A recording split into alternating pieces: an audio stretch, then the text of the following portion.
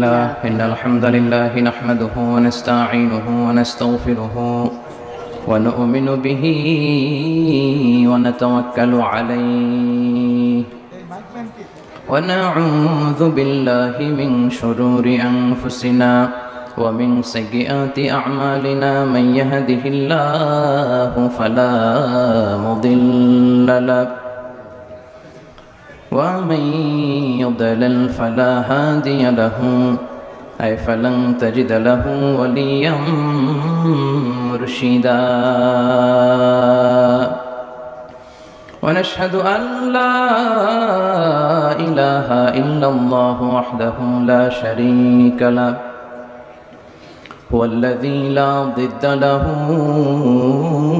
ولا ند له لا مثل له ولا مثيل له لا وزير له ولا كفيل له لا شبه له ولا شبيه له لا ولد له ولا والد له وهو الواحد الفرد الصمد لم يلد ولم يولد ولم يكن له كفوا أحد ونشهد أن سيدنا ونبينا وحبيبنا وبشيرنا ونذيرنا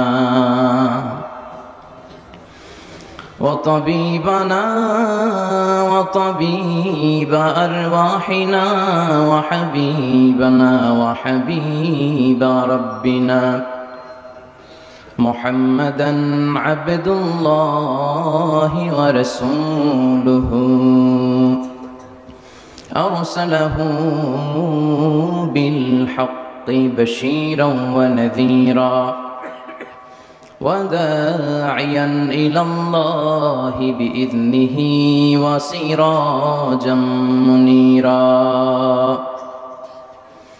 أما بعد فقد قال الله تعالى في كلامه المجيد وفي فرقانه الحميد أعوذ بالله من الشيطان الرجيم بسم الله الرحمن الرحيم هل أتى على الإنسان حين من الدهر لم يكن شيئا مذكورا إن الله وملائكته يصلون على النبي يا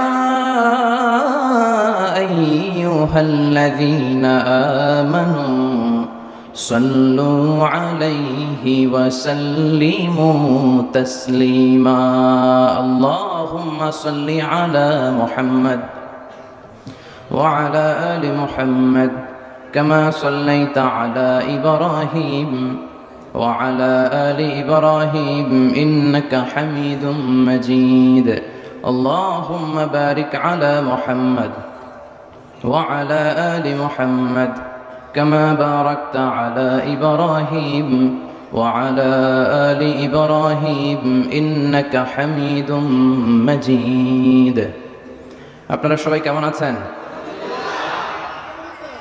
আলহামদুলিল্লাহ, আমিও ভালো আছি। এই যে আমরা ভালো আছি, ভালো থাকি, আমাদেরকে ভালো রাখে কে? আবার মাঝে মাঝে অসুস্থ বানিয়ে পরীক্ষা করে কে? এজন্য সব সময় প্রশংসা করতে হবে একজনের, তিনি কে? কেউ যেটা দেখে না দেখে কে? কেউ যেটা শুনে না শুনে কে? কেউ যেটা পারে না পারে কে? কেউ যেটা দেখে না সেটা আল্লাহ দেখে। কি আজীব! আল্লাহু আকবার। সবার চোখ ফাঁকি দেয়া যায়, আল্লাহর চোখকে ফাঁকি দেয়া যায়? কথা বলেন, আওয়াজ করে বলেন তো, পুলিশের চোখ ফাঁকি দেয়া যায় কি যায় না? র্যাবের চোখ, বিমানবন্দরে কাস্টমস অফিসারের চোখ, পরীক্ষার হলে ম্যাজিস্ট্রেটের চোখ, কিন্তু আল্লাহর চোখ ফাঁকি দেয়া যাবে? এজন্য কেউ যেটা দেখে না দেখে কে? সব জায়গায় প্রশংসা করতে হবে শুধুমাত্র কেবলমাত্র একমাত্র আল্লাহ তাআলা। রাজি আছেন তো সবাই? সকালবেলা প্রশংসা করব কার? বিকেলবেলা? খাওয়ার সময়? ঘুমানোর সময়? নামাজ পড়ার সময়? ঘুষ দেওয়ার সময়? ঘুষ দেওয়ার সময় আল্লাহর প্রশংসা? ঘুষ দেয়া যাবে? শুধু নেওয়া যাবে? হ্যাঁ? আর রাশি ওয়াল মুরতাশি কিলাহুমা ফিন নার। যে ঘুষ দেয়, ঘুষ নেয়, উভয়ই জাহান্নামী। এই ঘুষ থেকে আল্লাহ তুমি আমাদেরকে হেফাজত করো। কিন্তু আমাদের এই ডিজিটাল বাংলাদেশে ঘুষ আছে না নাই? বেশি না কম? আপনাদের নরসিংদীতে খুব একটা নাই।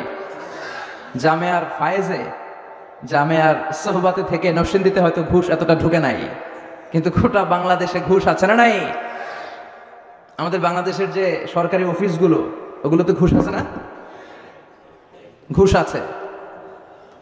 তো ওই সরকারি অফিসগুলার শুধু অফিসাররাই ঘুষ খায় না, ওই সরকারি অফিসগুলার যে চেয়ার টেবিল আছে ওগুলাও খায়। কথা বলেন? রন্ধ্রে রন্ধ্রে ঘুষ আছে না নাই? এই ঘুষ বন্ধের জন্য আমাদের একটা কমিশন আছে, দুর্নীতি দমন কমিশন, আছে না নাই? এখন শুনি ওটার ভিতরে ঘুষ চলে, ঠিক কি না? সর্ষে দিয়ে নাকি ভূত তাড়ায়।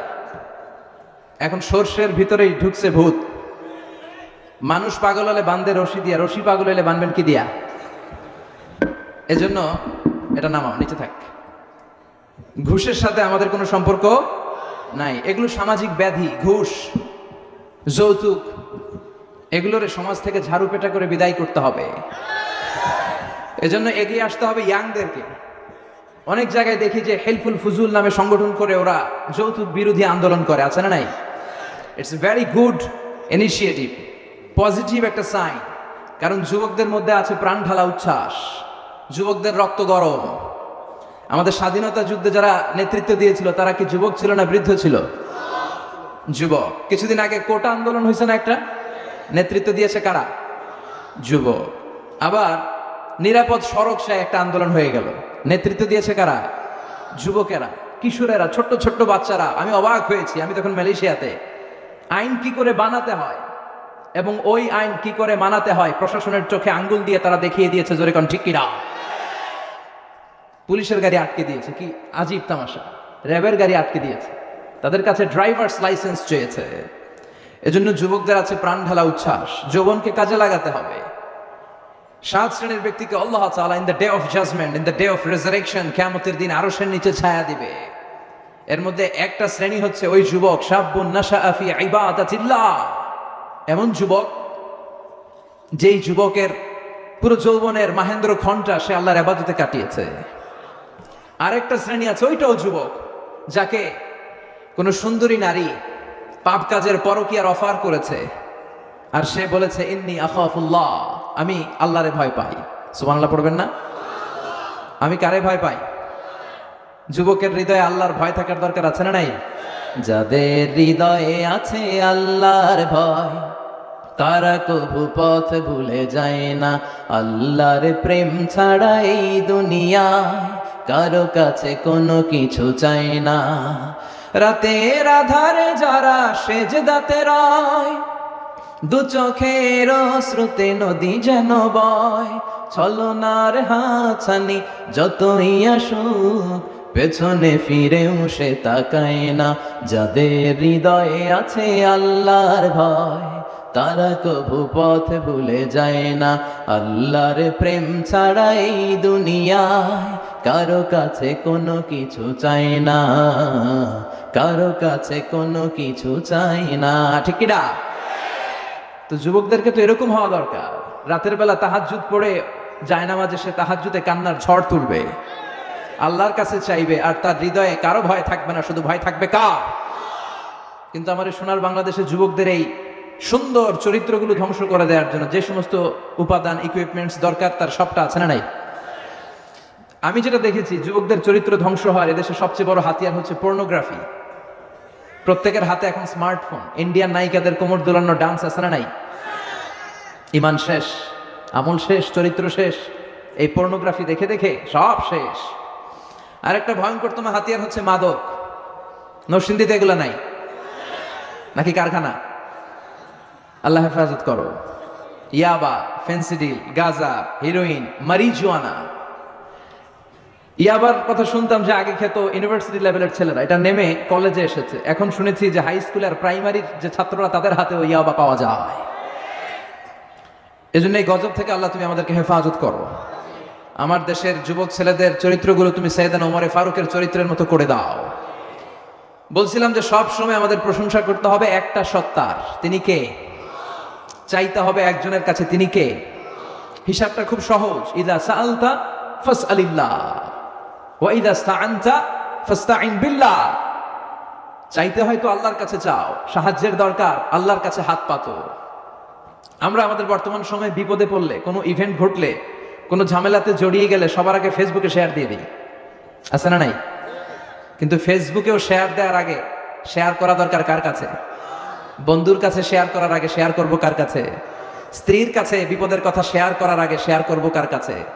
হাদিসে কুদসিতে আল্লাহ বললেন, লাউ আন্না আউওয়ালাকুম ওয়া আখিরাকুম ওয়া ইনসাকুম ওয়া জিন্নাকুম, তোমাদের পৃথিবীর শুরু থেকে সাইয়েদনা আদম থেকে শুরু করে আজ পর্যন্ত এবং কিয়ামত পর্যন্ত যারা এসেছিল, যারা আছে, যারা থাকবে, সবাই যদি আলা সাঈদিন ওয়াহিদ, বিশাল এক প্রান্তরে দাঁড়িয়ে হাত পেতে আল্লাহর কাছে একটার পর একটা তাদের চাহিদা, তাদের আকুতি বলতে শুরু করে যে আল্লাহ এটা দাও, আল্লাহ ওটা দাও, আমার এই লাগবে সেই লাগবে। আল্লাহ বলেন প্রতিটা বান্দার প্রত্যেকটা চাহিদাও যদি আমি পূরণ করে দেই, যার যা লাগবে সবও যদি দিয়ে দেই, আমার ধন ভান্ডারের 1 ইঞ্চিও কমবে না। এজন্য চাইতে যদি হয় চাবো কার কাছে? প্রশংসা করব কার? কম কম না বেশি বেশি? কথা বলেন, কম কম না বেশি বেশি? বেশি বেশি প্রশংসা করলে এমন জায়গা থেকে আল্লাহ রিজিকের ব্যবস্থা করে দিবেন আপনি কল্পনাও করতে পারবেন না। প্রশংসাও করব বেশি, আল্লাহ নেয়ামতও দিবে বেশি, ঠিক কিনা? বিশ্বনবী মুহাম্মদ রাসূলুল্লাহ সাল্লাল্লাহু আলাইহি ওয়াসাল্লাম মসজিদে নববীতে সালাতে লিড দিচ্ছেন, মানে ইমামতি করছেন। আল্লাহু আকবার বলে সালাত শুরু করলেন, রুকুতে গেলেন, রুকু থেকে উঠে পড়লেন সামি আল্লাহু লিমান হামিদা। ফিসফিস করে সাহাবারা পড়ল রব্বানা ওয়ালাকাল হামদ। এক সাহাবী বাড়িয়ে আরো 4টা তাসবিহ পড়ল, হামদান কাসীরান তাইয়িবান মুবারাকান ফি।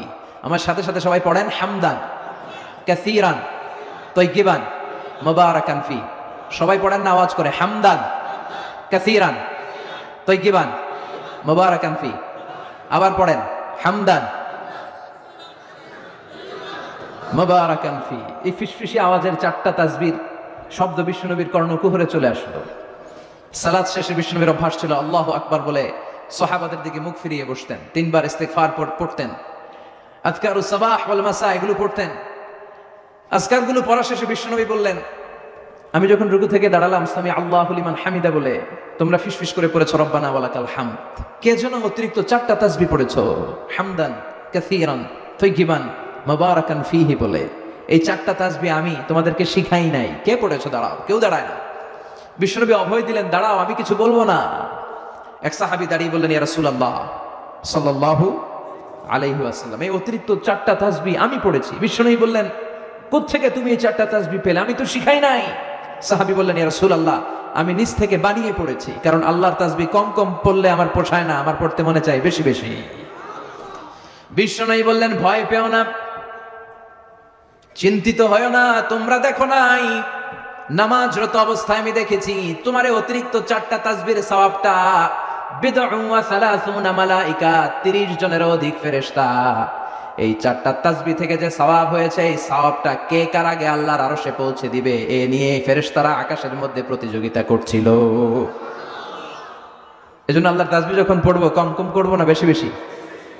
আল্লাহ বললেন, গোটা বিশ্বের সবগুলো সাগর মহাসাগরের পানি যদি কালি হয়ে যায়, আর এই পৃথিবীর সব গাছের পাতা যদি খাতা হয়ে যায়, সাগরের জল নামক কালি দিয়ে গাছের পাতা নামক খাতার উপরে যদি আমি আল্লাহর প্রশংসা লিখতে শুরু করে দাও, সাগরের জলও ফুরিয়ে যাবে, গাছের পাতাও শেষ হয়ে যাবে, আমি আল্লাহর প্রশংসা করে শেষ করা যাবে না। পৃথিবীতে কি পরিমাণে গাছ আছে আমরা কি আন্দাজ করতে পারি? কেন ইমাজিন, নরসিংদীতে কয়টা গাছ আছে বলতে পারবেন? তো সারা বাংলাদেশে কয়টা আছে বলতে পারবেন? গোটা বিশ্বে কয়টা আছে বলা যাবে? তাহলে আফ্রিকার জঙ্গলের কি অবস্থা? সুবহানাল্লাহ কইবেন না? কি পরিমাণে গাছ আল্লাহ রেখে দিয়েছেন গোটা বিশ্বে, সব গাছের পাতা যদি খাতা হয়ে যায়। আর কি পরিমাণে সাগর আছে কল্পনা করতে পারেন? এই পৃথিবীর সবচেয়ে গভীরতম সাগরের নাম প্রশান্ত মহাসাগর। এর সবচেয়ে গভীর জায়গার নাম হচ্ছে মারিয়ানা ট্রেঞ্চ। এটার গভীরতা প্রায় 36,000 ফিট। সুবহানাল্লাহ বাড়ি থেকে কইন। 36,000 ফিট গভীর মারিয়ানা ট্রেঞ্চ। আর এই পৃথিবীর সবচেয়ে উঁচু পাহাড়ের নাম হচ্ছে মাউন্ট এভারেস্ট। কি নাম? আমরা এটাকে হিমালয় বললে বেশি চিনি। মাউন্ট এভারেস্ট আছে না একটা, এটা পৃথিবীর সবচাইতে উঁচু পাহাড়। এটার উচ্চতা প্রায় 29,035 ফিট। তাহলে দেখা যাচ্ছে পৃথিবীর সবচেয়ে উঁচু পাহাড়টা তুলে ধরে এনে প্রশান্ত মহাসাগরের সবচাইতে গভীর জায়গা মারিয়ানা ট্রেঞ্চের উপর যদি ছেড়ে দেওয়া হয়, পুরো পাহাড়টা পানির নিচে ডুবে তো যাবেই, তার উপরে আরো পানি থেকে যাবে 7,000 ফিট। সুবহানাল্লাহ পড়েন। এই পৃথিবীর দ্বিতীয় গভীরতম মহাসাগরের নাম হচ্ছে আটলান্টিক মহাসাগর। আর এই মহাসাগরের সবচেয়ে গভীরতম জায়গার নাম হচ্ছে পুয়ের্টো। এই পুয়ের্টোর গভীরতা প্রায় 33,000 ফিট। এক্ষেত্রেও দেখা যাচ্ছে পৃথিবীর সবচেয়ে উঁচু যে হিমালয়ের পাহাড়টা, ফর এন এক্সাম্পল, উদাহরণস্বরূপ কেউ যদি ওই হিমালয়কে তুলে ধরে এনে আটলান্টিক মহাসাগরের সবচেয়ে গভীর জায়গা পুয়ের্টোর উপর ছেড়ে দেয়, তাহলে পুরো হিমালয় পাহাড়টা পানির নিচে তলিয়ে তো যাবেই, তলিয়ে যাওয়ার পরেও উপরে পানি থেকে যাবে প্রায় 4,000 ফিট।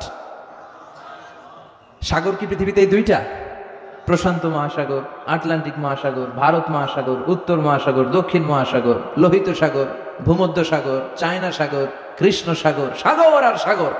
আল্লাহ বললেন এই সব সাগরের পানি যদি কালি হয়ে যায় আর সব গাছের পাতা যদি খাতা হয়ে যায়, সাগরের জল নামক কালি দিয়ে গাছের পাতা নামক খাতা নিয়ে আমার প্রশংসা যদি লিখতে শুরু করে দাও, কালিও শেষ, পাতাও শেষ, খাতাও শেষ, কিন্তু প্রশংসা শেষ হবে না। قل لو كان البحر مدادا لكلمات ربي لنفد البحر قبل أن تنفد كلمات ربي ولو جئنا بمثله مددا। সাগরের জলকে কালি করে, গাছের পাতাকে খাতা করে, তোমার মহিমা লেখা শেষ হবে না, যদিও লিখি প্রভু জীবন ভরে। সাগরের জলকে কালি করে, পড়েন আল্লাহু আকবার। ওই আল্লাহর প্রশংসা করে শেষ করা যায় না। এজন্য সব সময় আমরা প্রশংসা করব একটা সত্তা। চিৎকার করে বলেন তিনি কে? তিনি হচ্ছেন আমাদের আল্লাহ। আসুন সে আল্লাহর নামে 3টা তাকবীর দেই। ওয়ারাব্বাকা ফাকাব্বির, glorify the name of your lord. তোমার প্রভুর নামের প্রশংসা, এটাকে উচ্চকিত করো, অ্যাম্প্লিফাই করো, গ্লোরিফাই করো। এটা কার আদেশ? আসেন আমরা কয়েক মিনিট কোরআন থেকে কথা শুনবো। তার আগে আল্লাহর নামে 3টা তাকবীর দিয়ে আমরা সরাসরি মহাবিশ্বয় মহাগ্রন্থ আল কোরআন আল কারীম থেকে নিজেদেরকে এনলাইট করার চেষ্টা করি, আলোকিত করার চেষ্টা করি। আমি লিল্লাহি তাকবীর করলে অনেক মানুষ হয়েছে আজকে। আসুন আল্লাহর নামের প্রশংসা, গ্লোরিফিকেশন সবাই মিলে করি। আমি লিল্লাহি তাকবীর পড়লে আপনারা পড়বেন আল্লাহু আকবার। আসুন ভাগাভাগি করে দেই। প্রথম তাকবীর দিবেন যারা বিবাহিত আছেন তারা। রাগ করতেছেন? কষ্ট পাচ্ছেন? দ্বিতীয় তাকবীর পড়বেন যারা অবিবাহিত এসছেন তারা। তৃতীয় তাকবীর আজকে সবাই মিলে দিব ইনশাআল্লাহ। পড়েন। বিবাহিত কারা কারা এসছেন দেখি? আপনাদের দলে আমিও আছি ইনশাআল্লাহ। মাশাআল্লাহ, তাবারাকাল্লাহ। হাত নামান। অবিবাহিত কারা কারা এসছো দেখি?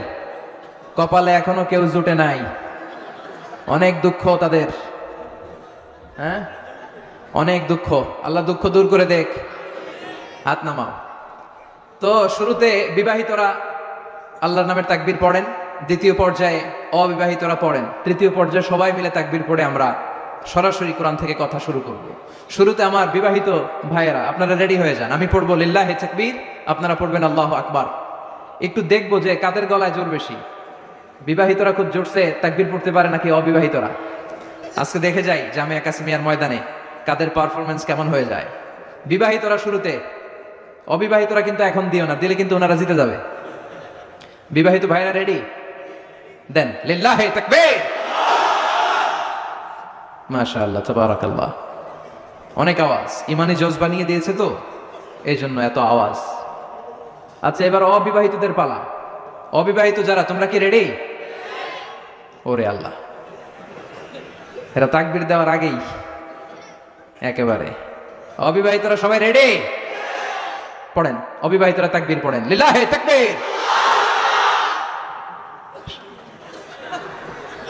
আল্লাহু আকবার, আল্লাহু আকবার, আল্লাহু আকবার। এবার সবাই মিলে 3টা তাকবীর পড়বো, সবাই মিলে 3টা, যাতে জামিয়ার ময়দান কেঁপে কেঁপে ওঠে আল্লাহর নামে। পারা যাবে মুসলমান? লিল্লাহি তাকবীর। লিল্লাহি তাকবীর, লিল্লাহি তাকবীর। আল্লাহ তাকবীরগুলোকে তুমি কবুল করো। এই তাকবীরের যে সওয়াব হবে এগুলোকে তুমি মিজানের পাল্লায় উহুদ পাহাড়ের সমান ভারী করো। এই তাকবীরকে আমাদের নাজাতের ওসিলা বানাও। জামিয়া কাসিমিয়া কামিল মাদ্রাসা ও মহিলা কামিল মাদ্রাসা পুরানপাড়া গাবতলী নরসিংদী উদ্যোগে আজকে 3 দিন ব্যাপী এই ওয়াজ ও দোয়ার মাহফিলের আজকে সমাপনী রজনী। আজকের এই প্রোগ্রামের সভাপতি হচ্ছেন শায়েখ সৈয়দ কামাল উদ্দিন আব্দুল্লাহ জাফরি। নাম বললেই সবাই চিনে, পরিচয় দেয়া লাগে না। চমৎকার আলোচনা করেন হুজুর। আমরা যখন ছোট হুজুরের আলোচনা শুনে বড় হয়েছি আমি তো ভয় পাচ্ছিলাম যে হুজুর ওঠে না কেন। আমি শুধু গুনতেছি হুজুর ওঠে না কেন। হুজুর উঠলে না বয়ান শুরু করতে পারবো, বসলে তো কথা কইতে পারবো না। আল্লাহ হুজুরের হায়াত দারাজ করে দাও, স্বাস্থ্যটাকে তুমি সুস্থ রাখো। এই বয়স পর্যন্ত ইসলামের যে খেদমত তিনি করেছেন, আরো 1000 বছর হুজুর যেন এই খেদমত জারি রাখতে পারে তুমি তৌফিক দাও। জামিয়া কাসিমিয়া কামিল মাদ্রাসা এটা এলেমের একটা মার্কাজ, সেন্টার অফ নলেজ। এখান থেকে অনেক বড় বড় স্কলার প্রডিউস করেছে ওনারা। তো এখানে যারা আছে আমার ডানে বায়ে, তারা শুধু আমার উস্তাজই না, উস্তাজ বললে ভুল হবে, উস্তাজুল আসাতিদা, আমার উস্তাজের উস্তাজ। তো ওনাদের সামনে কথা বলা এটা অসম্ভব। হুজুরা যদি দোয়া করে একটু দোয়ার নজরে তাকায় যে আমাদের ছেলেরা একটু কথা বলুক না। আমরা অনেক বলেছি, এবার ওরা বলুক না। এই দোয়াটুকু যদি করে আমরা কিছু কথা শেয়ার করবো ইনশাআল্লাহ। এটা আমার জন্য অনেক বড় একটা পাওয়া যে জামিয়া কাসিমিয়ার মতো এরকম স্বনামধন্য একটি প্রতিষ্ঠানের বাৎসরিক সভাতে আমি কিছু কথা বলার সুযোগ পাচ্ছি। ওয়াল্লাহি হাযা শারাফুন লি। I am really honoured and privileged to be here to conduct a lecture in front all of the legendary personality in Bangladesh. আল্লাহ এই মাদ্রাসাকে, এই মাদ্রাসার সকল শিক্ষক বৃন্দকে, গভর্নিং বডিতে যারা আছে, ছাত্র, অভিভাবক, সবাইকে তুমি কবুল করো। আজকের মাহফিলকে আমাদের নাজাতের ওসিলা বানাও। আজকের প্রোগ্রামের প্রধান অতিথি আলহাজ লেফটেন্যান্ট কর্নেল অবসরপ্রাপ্ত জনাব নজরুল ইসলাম হিরু, বীর প্রতীক। উনি এসেছেন না? আচ্ছা। উদ্বোধক আলহাজ জনাব এ বি বুরহানুদ্দিন ভুঁইয়া, উনি আসছেন? আলহামদুলিল্লাহ, সবাই চলে এসেছে। এবার আর কোনো কথা নাই, আমরা সরাসরি কোরআন থেকে শুনি। আপনাদের কষ্ট হচ্ছে না তো? আজকে কয়েক মিনিট, হুজুর তো 1.5 ঘন্টা সময় দিয়েছে, বেঁধে দিয়েছে, অনেক সময় আমরা কাটিয়ে ফেলেছি ভূমিকা কথায়। তো খুব বেশি সময় আমরা পাবো না, অল্প কয়েক মিনিট যে বইটা থেকে আমরা কিছু কথা শুনবো, বইটার নাম কি? সবাই বলতে পারেননি, আওয়াজ করে বলেন এই বইটার নাম কি? কোরআন। এই বইয়ে কি কোনো ভুল আছে? সন্দেহ আছে? সংশয় আছে? থাকবে কেমন করে? কারণ বইটাকে নাজিল করেছে কে? যালিকাল কিতাব, পড়েন, যালিকাল কিতাব হুদাল লিল মুত্তাকিন। This is the book, the most authentic and original and reliable book in the world, whereof there is no doubt in it, and a guidance to those who are muttaqin. এটা এমন বই যে বই একটাও ভুল নাই, একটাও সন্দেহ নাই, এবং মুত্তাকিনদের জন্য গাইডলাইন করে বইটাকে পাঠিয়েছে কে? আবার রাব্বুল আলামিন বলেন, কিতাবুন আনজালনাহু ইলাইকা লিতুখরিজান নাসা মিনায-যুলুমাতি ইলান-নূর। ও মুহাম্মদ সাল্লাল্লাহু আলাইহি ওয়াসাল্লাম, I've revealed this holy and sacred book unto you in order to lead the mankind out of darkness into the light. ও নবী, কোরআনকে কেন পাঠালাম জানো নাকি? শোনো শোনো, অন্ধকারাচ্ছন্ন মানুষগুলোরে হেদায়েতের পথে নিতে, অনেকগুলো অন্ধকার থেকে একটা আলোর দিকে নিতে, আর আমার বামপন্থী গুলারে ডানপন্থী বানাতে, জাহান্নামী গুলারে জান্নাতি বানাতে কোরআনটারে নাজিল করেছে কে? কোরআন পড়লে মানুষ বামপন্থী থাকতে পারে? কোনপন্থী হয়ে যায়? সব নবীরা কোনপন্থী? আপনারা কোনপন্থী? জামিয়া কাসিমিয়া কোনপন্থী? জাফরি হুজুর কোনপন্থী? বিশ্বনবী কোনপন্থী? আমরা ডানপন্থী হয়ে মরতে চাই, জোরে কোন ঠিক কিনা? আবার আল্লাহ বললেন এই কিতাবটা এমন কিতাব, এই কিতাব পড়াও সহজ, এই কিতাব বোঝাও সহজ, এই কিতাবটারে হেফজ করে তুমি সিনার মধ্যে রাখবা, ওইটারেও সহজ করে দিল কে? ওয়ালাকাদ ইয়াসসারনাল কুরআনা লিয-যিকরি ফাহাল মিন মুদ্দাকির। I have made this holy Quran very easier for you, man, to read, to understand, to comprehend and to memorize in your heart. কোরআন পড়বা সহজ, ওয়াদাটা কার? বুঝতে চাও? একটু চেষ্টা করো, অন্তর লাগিয়ে সহজ, ওয়াদাটা কার? হেফজ করে সিনায় রাখতে চাও সহজ, ট্রাই করলেই হাফেজ হতে পারবা, ওয়াদাটা কার? আল্লাহ বললেন পড়াও সোজা, বুঝাও সোজা, হেফজ করে সিনার মধ্যে রাখাও সোজা। সুবহানাল্লাহ। এটারে হেফজ করে সিনায় রাখা যদি কঠিন হতো, খুব বেশি চ্যালেঞ্জিং হতো, তাহলে হাফেজ হওয়া যাইতো? কথা বলেন। কিন্তু আমাদের আশেপাশে হাফেজ আছে না নাই? এই কোরআনটারে শুরু থেকে শেষ পর্যন্ত সিনায় রেখেছেন এরকম আল্লাহর প্রিয় বান্দা কারা কারা আছেন একটু দেখতে চাই, হাত তোলেন। মাশাআল্লাহ, মাশাআল্লাহ, মাশাআল্লাহ, মাশাআল্লাহ, তাবারাকাল্লাহ। আল্লাহ তাদেরকে কবুল করো।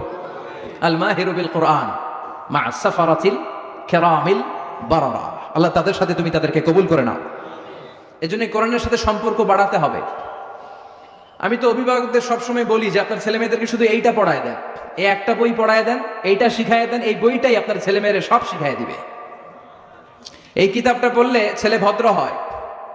এই কিতাবটা যেই ছেলের অন্তরে থাকবে ওই ছেলে টেন্ডারবাজি করতে পারে না, চাঁদাবাজি করতে পারে না, খাদ্যে ভেজাল দিতে পারে না, মাছে ফরমালিন দিতে পারে না, ওজনে কম দিতে পারে না, রাত্রিবেলায় বাসের ভেতরে কোনো সুন্দরী নারীকে একা পেলে গণধর্ষণ করতে পারে না। এজন্য এই কিতাবটারে পড়াই দিতে হবে। এই কিতাবটা পড়লে আপনার ছেলে মেয়ে ভদ্র হবে, সিভিলাইজড হবে, সভ্য হবে, মার্জিত হবে, সুশিক্ষিত হবে, ঠিক কিনা? এই বই যারা পড়ে তারা মূর্খ থাকে না, কারণ এই বই তো মূর্খ থাকতে নিষেধ করে। এই বই বলে মূর্খ থাকা মহাপাপ। এই বইয়ের প্রথম মেসেজ হচ্ছে পড়। কার নামে? এই বইয়ের প্রথম শব্দটা কি? ইকরা, মানে পড়ো। Read in the name of your Lord who has created. পড়ো তোমার প্রভুর নামে যিনি শিখিয়েছেন। কোরআন যারা মানে তাদেরকে পড়তেই হবে, না পড়ে বাঁচার কোনো সুযোগ নাই। আপনার মন ভালো আছে পড়েন, আপনার মন খারাপ তখনও পড়েন, আপনি সুস্থ পড়েন, আপনি অসুস্থ পড়েন, আপনি মুকিম পড়েন, আপনি মুসাফির পড়েন, আপনি দেশে আপনি পড়েন, আপনি প্রবাসে আপনি পড়েন, আপনি ঘরে কি করবেন?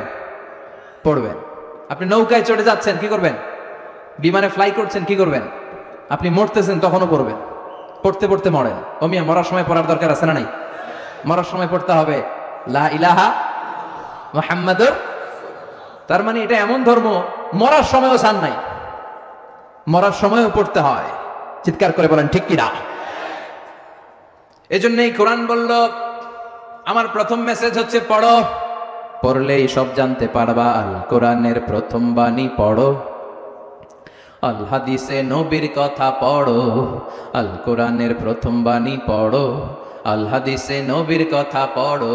পড়ে পড়ে শেখো, শিখে শিখে তুমি তোমার নিজের জীবন গড়ো। সুবহানাল্লাহ পড়ে। পড়ে পড়ে নিজের জীবন গড়তে হবে, এটা কোরআনের মেসেজ। আল্লাহ তুমি বুঝার তৌফিক দান করো, সহি সমঝ দান করো। আরো জোরে পড়েন আমিন।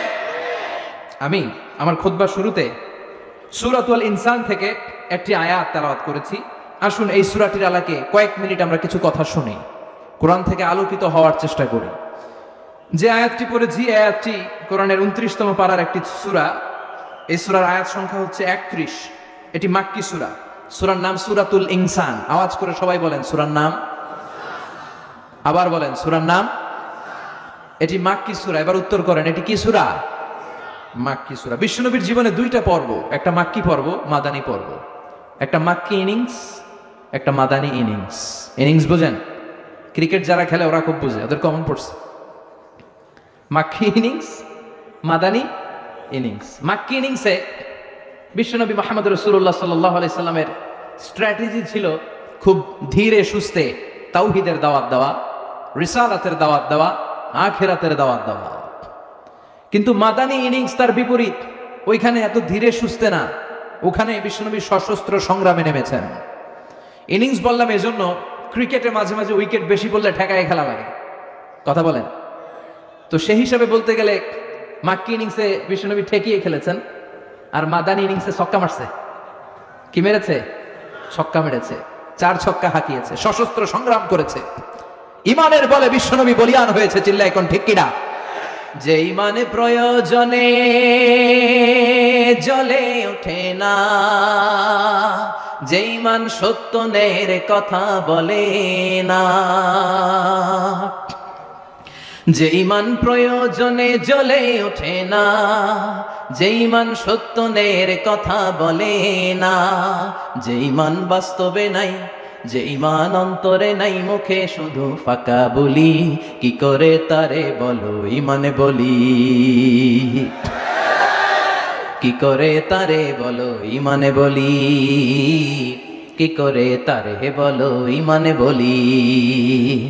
যে ইমান দিন কায়েমের আন্দোলনের ধার ধারে না, যে ইমান লেবাসধারী কোরআন হাদিস তাও পড়ে না, যে ইমান খাজার নামে মাজার গড়ে ফুলুস কামায়, যে ইমান শিরকিয়াতের আমল করে ভীত না হয়, এরকম আছে না নাই? যে ইমান ইমানে ভুলে নাস্তিকতার মঞ্চে ওঠে, যে ইমান বাতিল মতের দোসরে হয়ে ফায়দা লুটে, যে ইমান শুধুই কেবল খায় দায় আনন্দ করে, যে ইমান দেখে না যে আরাকানে ভাইরা মরে, যে ইমান বাস্তবে নাই, যে ইমান অন্তরে নাই মুখে শুধু ফাঁকা বলি, কি করে তারে বলো ইমানে বলি, কি করে তারে বলো ইমানে বলি, কি করে তারে বলো ইমানে বলি। ঠিক কি না? ইমানের বলে বিশ্বনবী জ্বলে উঠেছিলেন আপন শক্তিতে।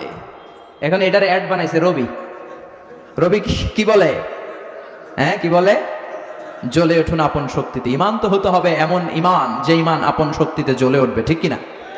তো মাদানী ইনিংসে, মাদানী জীবনের অধ্যায়ে বিশ্বনবীর অ্যাটিটিউড স্ট্র্যাটেজি ছিল এরকম: সশস্ত্র সংগ্রাম, অন্যায় দেখলে বাধা, প্রেসিডেন্সি ছিল ওনার, আর মাক্কি জীবনে গোপনে দাওয়াতি কাজ করেছে। তো মাক্কি জীবনের ওই পর্বে এই সূরাটা নাজিল হয়েছে। তাহলে আওয়াজ করে উত্তর করবেন, সূরাতুল ইনসান এটা মাক্কি না মাদানী? এটা মাক্কি সূরা। সূরাতুল ইনসানই শুধু সূরাতুল ইনসানের নাম নয়, এছাড়াও এই সূরার আরেকটা নাম আছে, সেটা হচ্ছে সূরাতু আদ-দাহর। সবাই বলেন কি নাম? আদ-দাহর। কোরআনের অনেক নুসখায় এটা লেখা সূরাতু আদ-দাহর, আবার অনেক নুসখায় লেখা সূরাতু আল ইনসান। কেন দাহার লেখা? কেননা প্রথম আয়াতেই আছে হিনুম মিনাদ দাহর লাম ইয়াকুন শাইআম মাযকুরা, সেখান থেকে দাহার শব্দ নিয়ে নামকরণ করা হয়েছে সূরাতু দাহর। আবার যেহেতু হাল আতা আলাল ইনসান, শুরুতে ইনসান নিয়ে কথা, এই বিবেচনায় এটার একটা নামকরণ করা হয়েছে সূরাতু আল ইনসান। তার মানে সূরাতুল ইনসান বা সূরাতুদ দাহর এই সূরাটির দুটি নাম। এতটুকু তো আমরা বুঝতে পেরেছি, ঠিক কিনা? আল ইনসান শব্দের অর্থ হচ্ছে মানুষ। ইনসান মানে, একটু আওয়াজ করবেন তাহলে এটা ক্লাস সিস্টেমে হবে, একজন প্রশ্ন করলে উত্তর করতে হয়। তো সূরাতুল ইনসান মানে কি? মানুষ, মানুষের সূরা। আজকে অল্প কয়েক মিনিটে আমরা মানুষ নিয়ে কিছু কথা শুনবো। মানুষ নিয়ে কোরআনিক পয়েন্টস অফ ভিউ কি, স্ট্যান্ডিং পয়েন্ট কি, দৃষ্টিভঙ্গি কি, মানুষ নিয়ে কোরআনের দৃষ্টিভঙ্গি কি, এটা আমরা কিছুটা জানবার চেষ্টা করবো ইনশাআল্লাহ। পড়েন কোরআনের কি পয়েন্টস অফ ভিউ পাওয়া যায় মানুষের ব্যাপারে। মানুষ আল্লাহর এক অভাবনীয় সৃষ্টি। এজন্য আল্লাহ তাআলা দুইটা সূরা দিলেন, সিঙ্গুলার বচনে দিলেন আল ইনসান, আর প্লুরাল বচনে দিলেন আন্নাস, মানুষেরা। দুইটা সূরা দিলেন। সুবহানাল্লাহ পড়েন।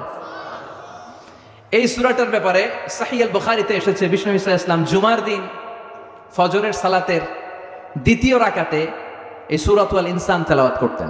খেয়াল রাখবেন, it's a very important information. ফজরের সালাতে দ্বিতীয় রাকাতে বিশ্বনবী সূরাতুল ইনসান পড়তেন। প্রথম রাকাতে পড়তেন সূরাতু আস-সাজদা, আলিফ লাম মিম তানজিলুল কিতাব লা রাইবা ফি মির রাব্বিল আলামিন। এই সূরাটা সূরাতুস সাজদা দিয়ে শুরু করতেন প্রথম রাকাতে। দ্বিতীয় রাকাতে পড়তেন সূরাতু আল ইনসান। পবিত্র কালামুল্লাহ মাজিদের সেন্ট্রাল থিম কি, কেন্দ্রীয় আলোচ্য বিষয় কি, যদি উত্তর করা হয় অনেক উত্তর আসবে যে এটা। কোন কোন গবেষক পেয়েছেন এটা। What is the subject matter of the Holy Quran? পুরো কোরআনের মূল কথা কি? সবচেয়ে প্রণিধানযোগ্য যে উত্তর, যে কোরআনের সাবজেক্ট ম্যাটার বা সেন্ট্রাল থিম কি, সেটা হচ্ছে কোরআনের সেন্ট্রাল থিম বা কেন্দ্রীয় আলোচ্য বিষয় হচ্ছে মানুষ। কোরআনের কেন্দ্রীয় আলোচ্য বিষয় কি? সবাই বলেন, কেন্দ্রীয় আলোচ্য বিষয় কি? মানুষকে নিয়ে কোরআনের যত সব আয়োজন, মানুষকে নিয়ে কথা, মানুষের জন্য কথা। এজন্য আজকে মানুষ নিয়ে আমরা কিছু কথা শুনবো। আওয়াজ করে পড়েন ইনশাআল্লাহ। মানুষ আল্লাহ তৈরি করা সৃষ্টিকুলের মধ্যে সবচাইতে শ্রেষ্ঠ, কিন্তু এই মানুষ হওয়া বড় কঠিন। এজন্য মুরব্বীরা আগে দোয়া চাইতে গেলে মুরব্বীরা বলতো, বাবা তুমি মানুষের মতো মানুষ হও। নরসিংদীতে মনে হয় বলে চলে না তো, কথা বলেন না, যে বলেন না হুজুর, বলে না এটা। বলে তুই মানুষের মতো মানুষ হ, মানুষের মতো মানুষ হ। কোরআন আসলে এসেছে আমাদেরকে মানুষের মতো মানুষ বানাতে। একটু খেয়াল করে দেখেন, কোরআনের ইন্ট্রোডাক্টরি সূরা বা প্রিফেস অফ দ্য বুক হচ্ছে সূরাতুল আল ফাতিহা। এটাতে ভূমিকা কথা এসেছে। তো ভূমিকাটা যদি বাদ দেন তাহলে কোরআনের সর্বপ্রথম সূরার নাম কি? বাকারা। কি নাম? বাকারা মানে কি? গাভী। আর কোরআনের সর্বশেষ সূরার নাম কি? আন-নাস মানে কি?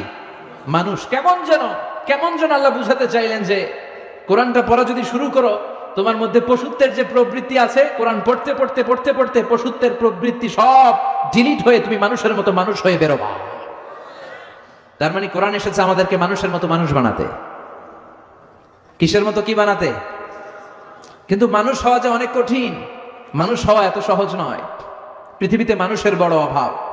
অনেকে বলবেন হুজুর এটা একটা কথা কইলেন, এই পৃথিবীতে প্রায় 700 কোটি মানুষ, মানুষের ঠেলায় বাসে ঝুলা ঝুলা যাওয়া লাগে, এত জ্যাম, এত ঝামেলা। তারপর কিছুদিন আগে নির্বাচন হইলো, ওইখানে ধাক্কা ধাক্কি লাইনে ধরে আমরা ভোট দিছি। কথা কন, সব জায়গায় ধাক্কা ধাক্কি। জুমার নামাজে দেরি করে গেলে পাক্কা মুসল্লি বারান্দায় জায়গা পায় না। মানুষ আছে না নাই? তো বলতে পারেন হুজুর এটা একটা কথা বললেন, মানুষ নাই। মানুষ আর মানুষ, এই যে মানুষ, আসলে কথাটা ঠিক না। এই পৃথিবীতে এই 700 কোটির যেই হিসেব আপনি আমাকে বুঝাতে চাচ্ছেন, এগুলো মানুষ না, এগুলো জনসংখ্যা। আমারও একটা হিসেব আছে, বুঝে নেন। এগুলো জনসংখ্যা। এজন্য বলা হয় বাড়ছে জনসংখ্যা, কমছে মানুষ। বাড়ছে কি কমছে কি? আওয়াজ করে বলেন, বাড়ছে কি কমছে কি? যা দেখি সব মানুষ না, মানুষ হওয়া বড় কঠিন। এজন্য কোরআন এসেছে আমাদেরকে মানুষের মতো মানুষ বানাতে। একটা কথা খেয়াল রাখবেন, ছাগলের পেট থেকে বেরোলেই ওইটা ছাগল হয়ে যায়, গরুর পেট থেকে বেরোলেই ওইটা গরু হয়ে যায়, সিংহের পেট থেকে বেরোলেই সেটা সিংহ হয়ে যায়। কিন্তু মানুষের পেট থেকে বেরোলেই ওটা মানুষ হয় না, ওইটারে মানুষ বানাইতে হয়, ওইটারে মানুষ করতে হয়।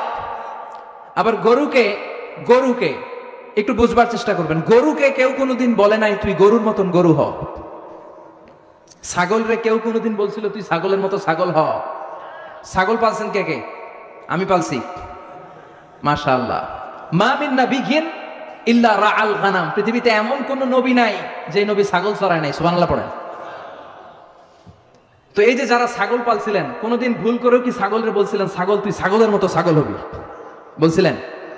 গরুকে কেউ বলে না গরুর মতো গরু হ, ছাগলকে কেউ বলে না ছাগলের মতো ছাগল হ, মুরগিরে কেউ বলে না মুরগির মতো মুরগি হ। শুধু মানুষকে বলা হয় তুই মানুষের মতো মানুষ হ। তার মানে মানুষের মতো মানুষ হওয়া বড় কঠিন।